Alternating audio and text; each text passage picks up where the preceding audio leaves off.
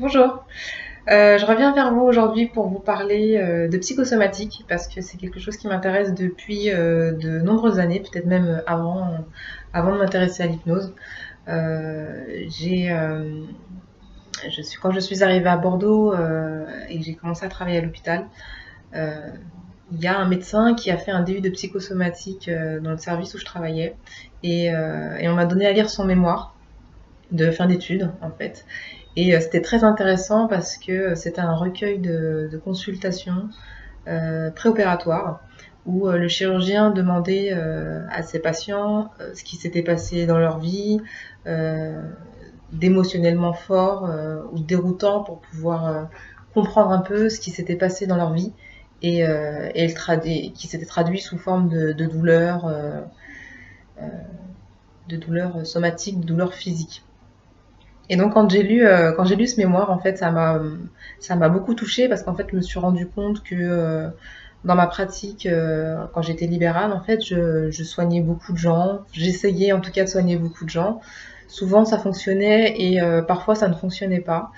Euh, et là, je me suis rendu compte il y avait un lien entre ce que les gens m'avaient raconté pendant que j'essayais de les soigner, de les soulager, et leur véritable mal, en fait, qui n'arrivait pas à partir.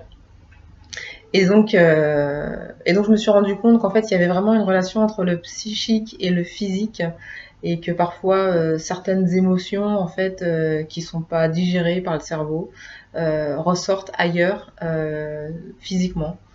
Ce que je teste régulièrement à l'hôpital en fait puisque maintenant je demande à mes patients qu'est-ce qui s'est passé une semaine ou quelques jours avant les premiers symptômes.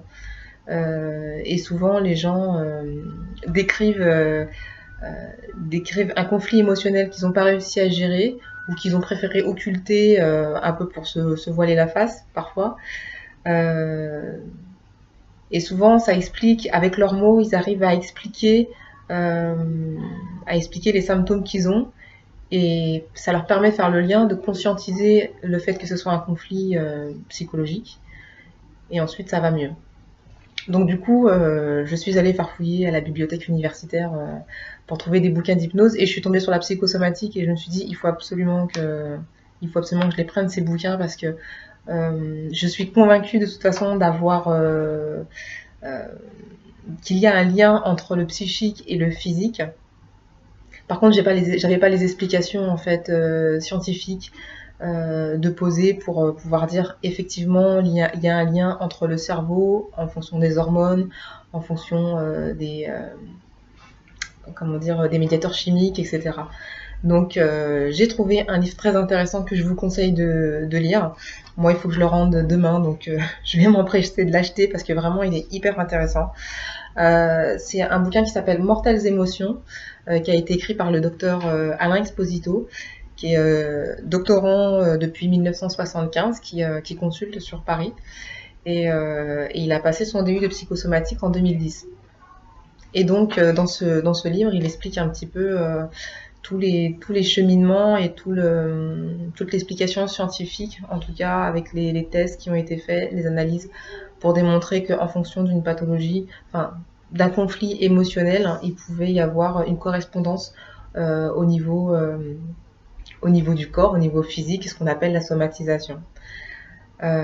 Donc voilà, si ça vous intéresse, en tout cas moi ça me passionne parce que j'ai testé sur moi grâce à des dictionnaires euh, où il y a des correspondances entre conflits émotionnels et douleurs physiques ou maladies physiques.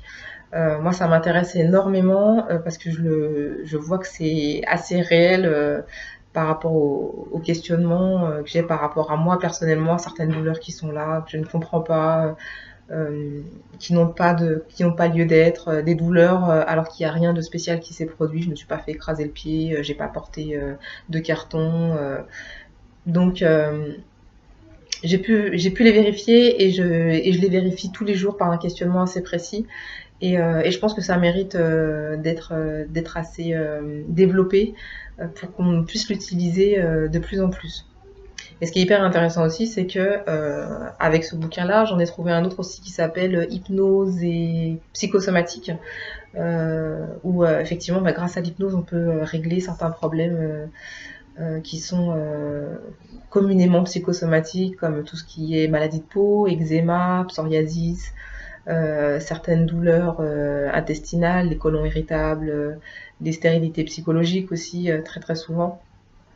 Donc, et ben si ça vous dit, je vais continuer en fait à faire quelques vidéos pour vous expliquer assez simplement les fondements de la psychosomatique exposés par le docteur Exposito. Il y a de l'embryologie, il y a de la chimie, il y a de la psychologie, il y a du développement psychomoteur de l'enfant et je trouve que c'est juste super intéressant. Donc voilà, je vous donne rendez-vous pour la suite des vidéos parce que je pense que je vais essayer de vous en parler. C'est vraiment, ça me tient vraiment à cœur. Donc voilà, j'espère que ça va vous intéresser autant que moi et je vous dis à très très bientôt. Salut!